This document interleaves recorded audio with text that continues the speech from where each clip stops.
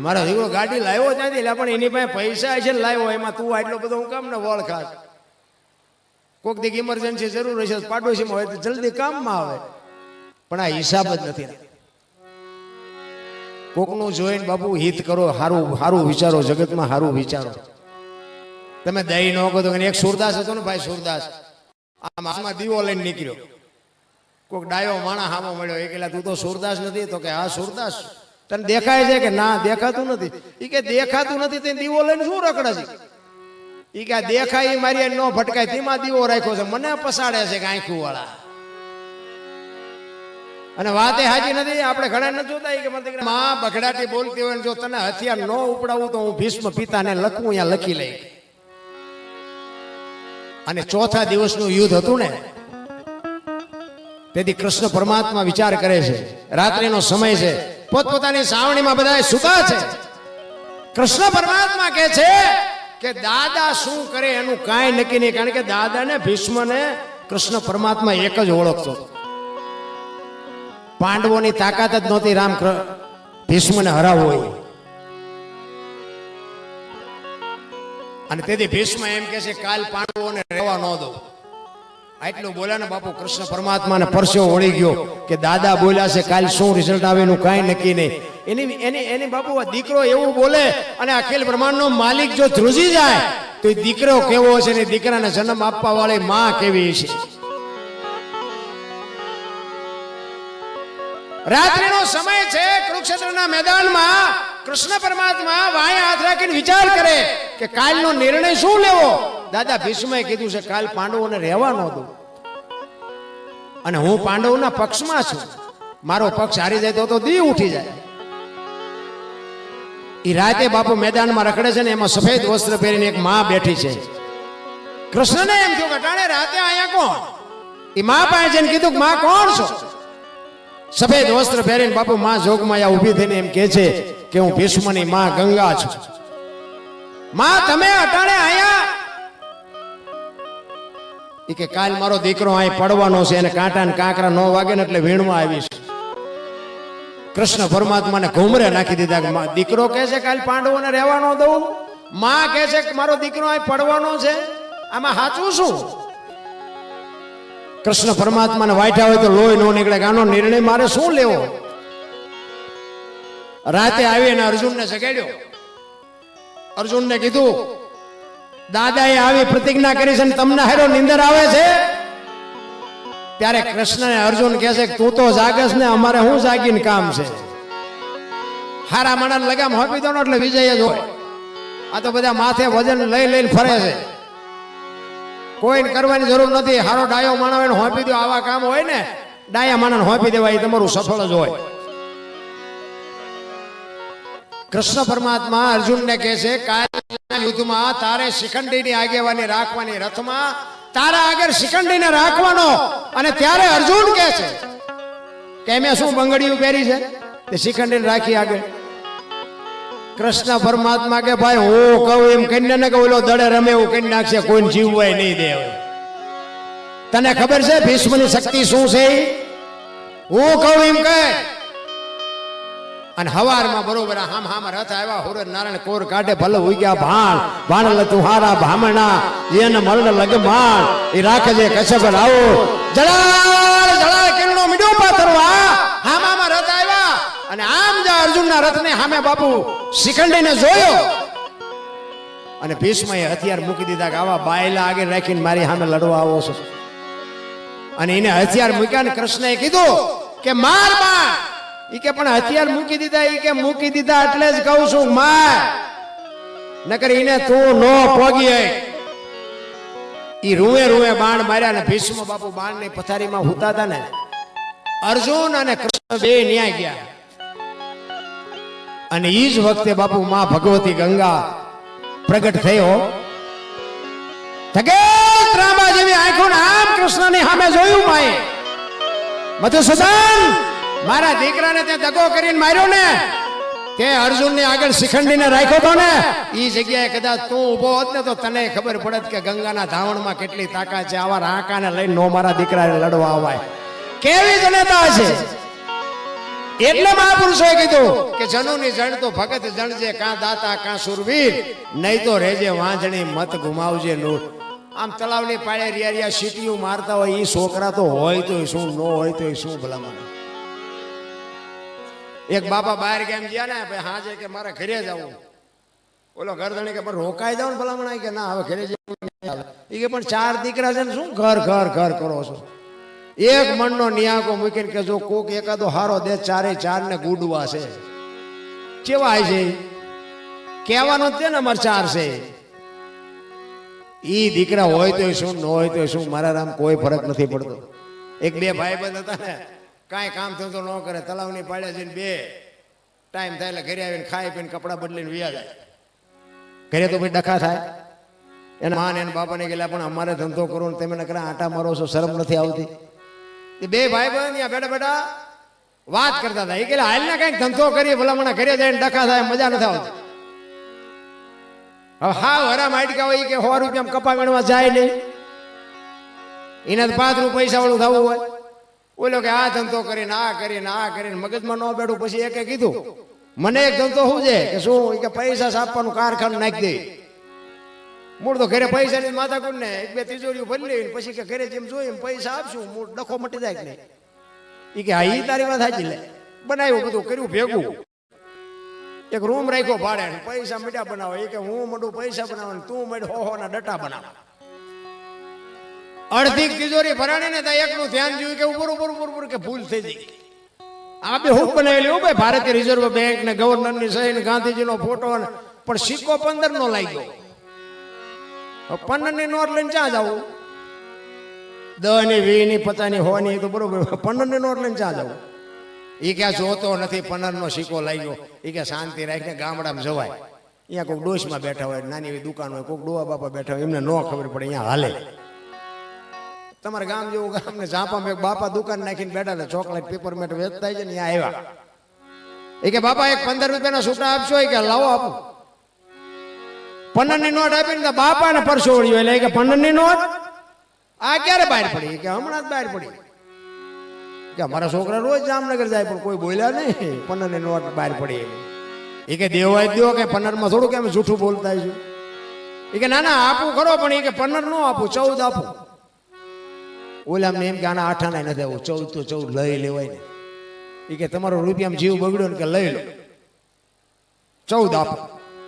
બાપાએ ટેબલ નું એટલું ખાનું ખોલે ને હાથની 2 આપી. છોકરાને પરસ્યો વળી ગયો. કે બાપા કે હા, કે હાથની 4 બહાર પડી હતી. એ કે તારી પેલા મેં કારખાનું નાખ્યું હતું, તારે આ 15 ની ભૂલ થઈ, મારે હાથની થઈ છે. હવે આબુથી ના ગાળિયા ન કહેવાય, બીજું શું કહેવાય? આને શું ભજન હારે લેવા દેવા, આને શું ભક્તિ હારે લેવા દેવા? માણસનો અવતાર મળ્યો છે રામ. તમને મેં વાત કરી એમ એક જાનવરો પૂજાય, મહારાણા પ્રતાપનો ઘોડો.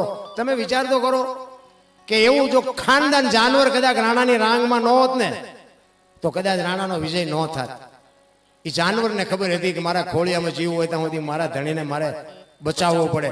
બાપુ આખું શરીર વેતરાઈ ગયું હોય પણ એના ધણીને એક તલવારની પીંછી નોડવા દીધી. જાનવરની ખાનદાની કેટલી છે. દિલ્હીનો બાદશાહ રે, વિચાર કરજો, 22,000 સૈનિકની ફોજ અને આની પાસે 400 સૈનિકની ફોજ, અને બાપુ પોણા ભાગનું હિન્દુસ્તાન ઘરે કર્યું હો. પણ એક રાણો મેવાડમાં મહારાણો પ્રતાપ એક મચક નહોતો આપતો, અને એને એમ થયું કે આટલા બધા સૈનિકની સામે મારી ફોજ ટકી ન કે પોતાના 400 સૈનિક લઈને ડુંગરના ગાળામાં વિયો ગયો. એ ડુંગરના ગાળામાં રોકાય છે, ખાય પીએ ને આનંદ કરે છે. 2 દી 5 દી બાપુ અનાજ ખૂટી રહે, પછી શું કરું?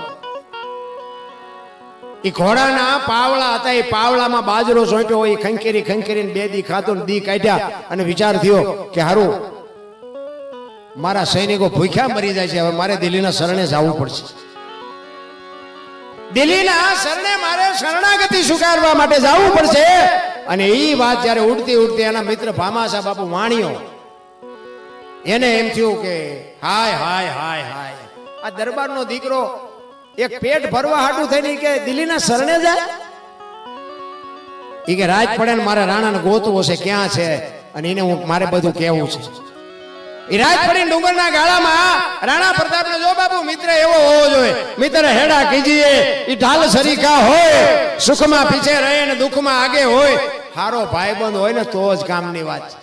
હગો હારો નો હાંપડે ને મિત્ર મળે જો લબાડ, પત્ની મળે જો કભાર જતો હેળે જો અવતાર તાણે પખા મોળા હોય તો ગિરનારમાં વ્યૂ જોવાય. ભાઈબંધમાં ઠેકાણા ન હોય, હગામ નો ઠેકાણા હોય, બૈરામ ઠેકાણા ન હોય તો શું જીવવાનું? ઈ રાણાને ગોતતો ગોતતો રાતે ડુંગરના ગાળામાં એ રાણા કરે અને ઈ અવાજ રાણાએ સાંભળ્યો કે કોણ? તારો ભાઈબંધ ભામાશા વાણિયો. આય બાપ આય, તારી તો રાહ જોતો તો બે જણા બે બચું ભરીને ભેટ્યા. તેથી વાણિયો એમ કે છે કે મેં એવું સાંભળ્યું કે તું દિલ્હીના શરણે જવાનો છું. ઈ કે હું કરું? મારી પરજા ઈ કે ભૂખી આંધળી થઈ ગઈ, ખાવા તો જોવે ને. તેથી એક એનો મિત્ર એમ કે છે કે તલવાર હું નહીં ઉપાડી શકું, પણ તારે અનાજ જેટલું જોઈએ એટલું હું પુગાડીશ, બાકી જાતો નહીં તો ગરાણીનું ધામણ લાજે રામ. અનાજ જે જોઈએ હું બેઠો છું, તારે મને દેવું હોય તો દેજે, નો દે તો તને રહ્યું. પણ તું જો અહીંયા દિલ્હીના શરણે જઈશ તો ધરતી રાહ તાળ વહી જાય. અને તેથી બાબુ રાણાની કહું તૂટતી હતી કે વાહ મારો ભેરો, વાહ મારો ભાઈબંધ, ઓ રાણા ઈ કે હું મેવાડની ગાદી ઉપર આવું તેથી તને દૂધે ધોઈને બધું ભરી દઈશ, પણ અત્યારે તું અનાજ પૂરું પાડજે. અને એક દિવસનો સમય ખોરજ નારાયણ બરોબર માથે આવ્યા છે. 400 સૈનિક ડુંગરના ગાળામાં આરામ કરે છે અને ઉઘાડી તલવાર લઈને રાણો પ્રતાપ ચોકી કરે છે. અને એ વખતે માલધારીના પતિ પત્ની ત્યાંથી નીકળ્યા અને રાણો હાથ પાડે છે. ઈ કે આવો આવો તડકો છે, પાણી પાણી પીને પછી જાઓ. બે જણા પાણી પીવે છે. રાણો પૂછે છે કે તમે બે શું હગા થાવ? એટલે ઓલા જણે કીધું કે અમે પતિ પત્ની હતા, અત્યારે નથી, અને જો ભગવાન આબરૂ રાખશે તો અમે પતિ પત્ની થાશું. રાણો વિચાર કરે કે આ કેવું હગું? પતિ પત્ની હતા અત્યારે નથી. ઈ કે મને આમાં કઈ સમજાણું નહીં. તેથી બાબુ માલધારીનો દીકરો એમ કહેતો હોય કે અમારી મેવાડની ગાદી ઉપર રાણો પ્રતાપ એક સારામાં સારો રાજા અનિતિને અન્યાય કરી અને દિલ્હીના બાદશાહે લઈ લીધું. તેથી અમારા ઠાકરભાઈ અમે માનતા રાખી છે કે અમારો રાણો જેથી અમારી ગાદી ઉપર આવે તેથી અમારે બાપા પતિ પત્ની થઈને રહેવાનું, ત્યાં સુધી અમારે બેન ભાઈ બેન થઈને રહેવાનું છે. બાપુ આવી જ્યારે માનતાની વાત સાંભળી અને રાણાના રૂવાડા ઉભા થઈ ગયા કે અરે તારી ભલી થાય.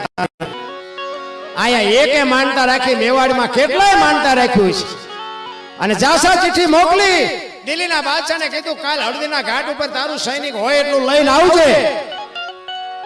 અને હામાં બાપુ રથ આવ્યા, હાથીની અંબાડી ઉપર દિલ્હીનો બાદશાહ આવ્યો. આનીકુર ચેતક ઘોડા ઉપર રાણો પ્રતાપ, એના 400 સૈનિક પગપાળા અને બાકા ઝીક મંડી બોલવા હો ભાઈ. રાણો પ્રતાપ એક એક ઝાટકે બાજરાના ડુંડા ઘોડે 5-5 ના માથા મીડો પાડવા. દિલ્હીનો બાદશાહ હાથીની બાડી ઉપર બેઠો બેઠો વિચાર કરે છે, વાહ દરબાર, વાહ જુવાન, વાહ તારી જનેતાને વાહ ધન્યવાદ દેવાય. તારા જેવા જો મારી પાસે 5 હોય ને તો આખા હિન્દુસ્તાનમાં રાજ ન કરવા દઉં. કા કરતા આવડે તો દુશ્મનને વખાણ કરવા પડે. પછી રાણાને વિચાર થયો કે આ બધા મરે એ તો નિર્દોષ મરે છે, પણ દિલ્હીના બાદશાહ કરી દઉં કે ગરાણીના ધાવણમાં કેટલી તાકાત હોય. પણ હાથીની અંબાડી ઉપર હતો તેથી હાથી પાસે ઘોડાને લઈ જઈ અને દિલ્હીના બાદશાહને હાકલ કરી કીધું કે એક વખત હેઠો ઉતરને શમશેર ઉપાડીને આપને ધરતીના કડા જો ભેળા ન કરી દો તો હું ગરાશ્યો નો કે ઉતર હેઠો તને દેખાડું. અને મંડો ધ્રુજવા ભાઈ. અને એને ખબર હતી આ નો ઉતરી શકે, મારી સામે આવી ના શકે. અને તેથી ઘોડાને બાપુ આમ રાઉન્ડ માર્યો. ચેતક જો બાપુ જાનવરના ગાણા ગાવા પડે છે, આપણે તો માણસ છે. તેથી ચેતકને રાણો પ્રતાપ કહે છે કે ચેતક, આખી દુનિયામાં મેં 2 ને બાપ કીધા છે, એક એકલિંગજી ભોળોનાથ અને એક મારો જન્મ આપવા વાળો, બીજા કોઈને બાપ નથી કીધો. આજ હું તને માથે ડાબા માંડી દે ને તો દિલ્હીના બાદશાહનું માથું ચાકડી પિંડો ઉતારી લો. તેથી ચેતક કે છે એકાદી વખત અખતરો કરી દો, કારણ કે ચેતક બાપુ આખો વેતરાઈ ગયો હતો. આંતરડા ઢળડા હતા, લોહી જણ આખો બાપુ લાલ સોળ થઈ ગયો હતો લોહીમાં. ચેતક કહે છે હું એક વખત અખતરો કરી જોઉં, જો ફુગાય તો ફૂગી જાઓ, બાકી પછી મારી શક્તિ નથી. એક ખેતરવાનો રાઉન્ડ મારી અને બાપુ ત્યાંથી વેતો કર્યો હો ચેતકને. ઘોડા બાપુ પેગડા માથે પગ ઉભા કરી, દાંત કચકચાવી ઉઘાડી તલવાર અને ચારે પગ હંકલીને વંટોળિયો જાય એમ ગયો. હાથીના કોમતળ માથે ડાબા માંડ્યા ને બાપુ એક ઝાટકો માર્યો ને હાથીના બે ભાગ કરી નાખ્યા. દિલ્હીનો બાદશાહ આમ ભાગ્યો હો ભાઈ. આની કોઈ ચેતકની આંખો નીકળી ગઈ, હાથીના બે ભાગ પડેલા. દિલ્હીનો બાદશાહ બાપુ મુઠ્ઠીઓ વળે કે હાથી કાપી નાખ્યો, હમણાં મને મારી નાખે. તેથી ચેતકનું બાપુ માથું ખોળામાં લઈ અને રાણો પ્રતાપ ચેતકને કહે છે, ચેતક બાપ તે આજ જે મારું કામ કર્યું છે ને હગો ભાઈ કામ ન કરે એવું તે મારું કામ કર્યું છે. તારા જીવને ગતિ આપી દે મારા બાપ, તારા જીવને મોક્ષ આપી દે, પણ ખોળિયામાંથી જીવ નીકળતો નથી. ત્યારે રાણો કહે છે તારો શેમાં જીવ છે? તું કહેતો હવેડા બંધવી દઉં, તું કહેતો ચબૂતરા બંધવી દઉં, કેમાં તારો જીવ રોકાણો છે? ત્યારે ચેતક કહે છે કે હું મરું છું ને એની મને ચિંતા નથી, પણ મને દુઃખ એ વાતનું છે કે ઘરથી હું રાણાના મેદાન સુધી લઈ આવ્યો, પણ મેદાનથી ઘર સુધી ન પુગાડી હું તને અધવચ્ચે મૂકું છું ને એનો મને અફસોસ છે. મને ભગવાને એ ઘર સુધી પુગાડે એટલી જો શક્તિ આપી હોત ને. અને તેથી રાણો બાપુ હાથ મોઢા માથે લઈ અને કહે છે કે બસ મારા બાપ હવે કાંઈ બોલતો નહીં, નકર મારા ખોળિયામાં જીવ નહીં. અને તેથી રાણાએ ચેતકની પાસે પાણી લઈ અને અંજળી મૂકી કે આપણી ઘોડામાં 25 જાતવંત ઘોડા છે, પણ હું જીવું ત્યાં સુધી ઘોડા ઉપર કોઈ દી પ્લાન નહીં મારું. રાણો જીવો ત્યાં સુધી બાપુ બીજા ઘોડા ઉપર સવારી નથી કરી. આવા જાનવર ને આવા માણા થઈ ગયા. તમને મને તો બાપુ ઘરમાં કઈ બોલે, ફળિયામાં કઈ બોલે, ને બજારમાં હોત આપણને એમ થાય ઘરમાં બોલ્યો હતી છે જ નહીં યાર. જોવો તો ખરા માણા થઈ ગયા. અરે તમે જોવો તો એવા ગાળિયા થયા છે કઈ કીધાની વાત નથી. બે ખેતરવાની માથે એક મોરલો બોલતો હતો. એક દર્શનાથ આપી દઉં પછી આપણે નારાયણભાઈ સાંભળવા. હા એક ભાઈ નાસ્તો છે હો ભાઈ, જાતા ને ભજન નો ભાવે કઈ નહીં, નાસ્તો કરતા જજો. એટલે ઘડીક રોકાજો. આ એક બસ 10-15 મિનિટનો એક રાઉન્ડ લઈ અને પછી આડાવાળા જવું હોય તો જાઓ, આગા પાછા થાવ, ચા પાણી પીવો, પણ જાતા નહીં નકા નાસ્તો બધાને દેવાનો છે. હા અને જો કે બહાર ચાલુ છે પણ ઘડી કાંઈ બેહો ને તમે વ્યાજ આવ્યો તમે શું કરશું? એટલે નાસ્તો વયો નહીં જાય, નાસ્તો બધાને કરીને જાજો. એ બે ખેતરવાની માથે મોરલો બોલતો હતો અને કોયલ અહીંયા બેઠી બેઠી વિચાર કરતી હતી કે આ સુંદર મજાનો અવાજ આવે છે, કોણ બોલતું? એને ખબર નહોતી મોર બોલે છે. જો આ બધી વાતો આપણા ઉપર છે, આ બધું આપણે ગોઠવવું પડે. મોરલા ને કોયલ બીજા કોઈ વ્યક્તિગત કહે તો સારું ન લાગે. એટલે કોયલ ને ખબર નહોતી કે મોર બોલે છે. અને ઝરમર ઝરમર વરસાદ વરતો ઘડી થયું ને મોરલો બીજી વાર બોલ્યો, પણ કોયલ ને કહું મળી તૂટવા કે આ સુંદર મજાનો અવાજ આવે છે, મારે એને જોવા જવું છે, પણ આ વરસાદ રહી જાય તો જોવા જવું. અને મોરલો ત્રીજી વાર બોલ્યો ને તા કોયલ ને કહું મળી તૂટવા કે જે હોય એના મારે લગ્ન કરી લેવા છે. મનથી વળી ચૂકી ભાઈ. ઘડીક થયું ને તો અવાજ વરસાદ રહી ગયો. કોયલ મનાણી ઉડવા જે દિશા ઉપર અવાજ આવતો હતો ને, પણ કોયલ ઉડી અને અહીંયા પૂગે એટલી વારમાં મોરલો અહીંયાથી ઉડી ગયેલો, ઘુવડ આવીને બેસી ગયેલો. ખેખોર ઘટા હતી ને બાપુ એમાં ઘુવડ આવીને બેઠેલો ને. કોયલ અહીંયા આવીને કીધું કે હમણાં સુંદર મજાનો અવાજ આવતો હતી, કોણ બોલતું હતી? કે ભાઈડો બોલતો. કા શું કામ છે? એને ખબર જ નથી બોલવા વાળો વયો ગયો. પણ આને કોયલ ને એમ થયું કે આનું મોઢું તો જો ખાવા ન મળે એવું મોઢું, પણ આને ભગવાને કંઠ કેવો આપ્યો એને ખબર જ નથી કે આ તો કોઈક બીજો આવીને બેસી ગયો.